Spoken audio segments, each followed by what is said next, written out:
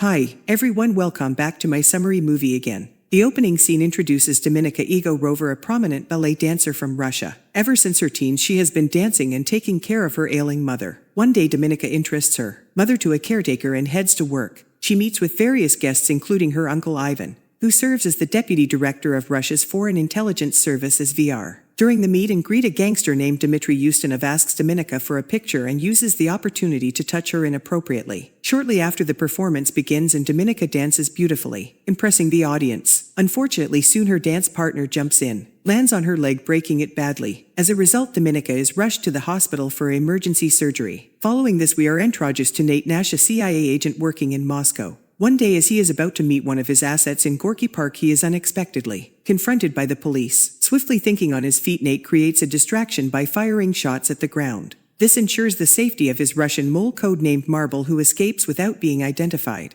However, Nate has taken into custody by the authorities during the chaos. He is then escorted to the safety of the American embassy, where he meets his superiors. They inform him that Marble is safe, but he has to be deported back to the US due to his mistake. The next day, Ivan visits the director of the SVR and General Vladimir accordingly. They show him video footage of Nate's meeting in Gorky Park and explain that their primary interest lies in the unidentified individual. The scene then shifts back to Dominika, who wakes up in a hospital bed to discover that her leg is now encased in a metal frame. She is devastated when she realizes that she will never dance again. Months pass, but Dominika is still walking with the help of a cane. One day, Uncle Ivan visits her and reveals that her replacement has been found, which means that her workplace will no longer provide her with any benefits. Hence, he offers to help Dominika and asks her to come to him once she's ready. Before leaving, though, he hands her an envelope containing intimate pictures of her former dance partner in her replacement, as well as a recording of their conversation, which implies that her partner intentionally caused the accident so that his girlfriend could take her place. This revelation angers Dominika, so she goes straight to the theater to keep an eye on her former partner and his girlfriend.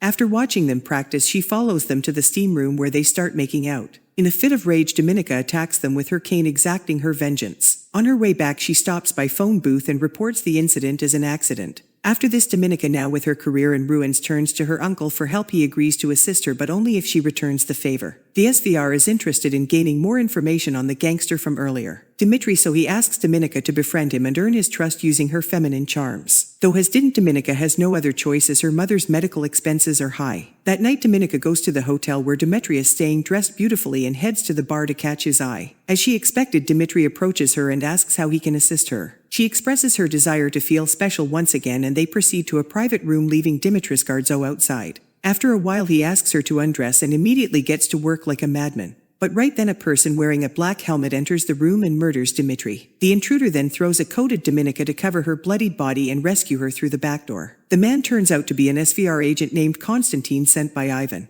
Soon after, Ivan comes to Dominika and presents her with a choice: either become an SVR operative or face execution for witnessing Dmitry's murder. As expected, she chooses to work for them. Following this, Dominika is enrolled in the harsh and rigorous state school, for which specializes in training sparrows, SVR operatives skilled in using sex panache to seduce their targets. Upon her arrival, she is greeted by Matron, the headmistress of Sparrow, who gives her a new identity and leads her inside. The very next day, classes commence and Matron delivers a speech on the current work chaos, emphasizing how Russia is the only country willing to make sacrifices to fix it. She also announces to the students that their bodies now belong to the state and they are obligated to perform any task assigned to them. In the next scene, Nate meets with a CIA panel who decides to suspend him for his blunder in Russia. However, Nate argues that he has worked with Marble for years and that nobody else can be trusted. His plea is eventually taken into consideration and he has given a second chance to redeem himself. Nate is then assigned to the nearest city, Budapest, to re-establish contact with Marble, but unknown to them, their every move is being monitored by the SVR. Back in the state school, Matron teaches the sparrows how to identify what their target wants. She displays several images on TV and asks them to identify their wants. The first one is incorrectly answered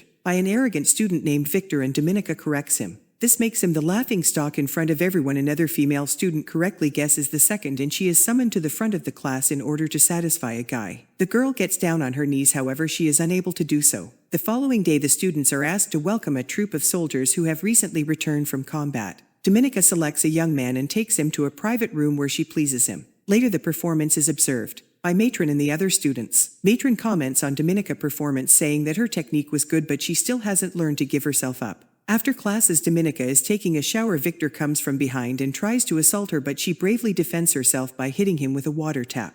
The incident causes a huge uproar and General Vladimir himself arrives at the school to investigate. He asks Dominika why she did it, to which she responds that she serves the state, not her fellow student. In the next class, Dominika is called to the front by Matron while Vladimir watches through a CCTV camera. Matron presents a picture of Victor and asks Dominika to identify his desires. Just then Victor is brought into the room and Matron orders Dominika to give him what he wants. Our protagonist undresses herself and sits on the table with her legs open, egging him to take her. However, Victor, who is still terrified from the earlier incident, leaves without even touching her. Dominika then answers Matron's question that he wants power. This impresses Vladimir, so he assigns her to a mission in Budapest. Her job is to gain Need's trust and reveal Marble's identity. Agreeing to the mission, Dominika travels to Budapest and shares accommodation with fellow Sparrow Marta under the supervision of SVR Station Chief Maxim Violentov. She then begins following Nate and goes to the same swimming pool where he goes. She intentionally bumps into him and has a brief chat, pretending to be a translator for the embassy. The next day, Dominika heads to the swimming pool but doesn't find Nate there. Furthermore, she learns that her ID is missing. It turns out that Nate has already figured out that she's a Russian spy trying to uncover Marble's identity. He reports this to his superiors and recognizes her potential value. Hearing this, his superiors grant him permission to get closer to Dominika to gather more information.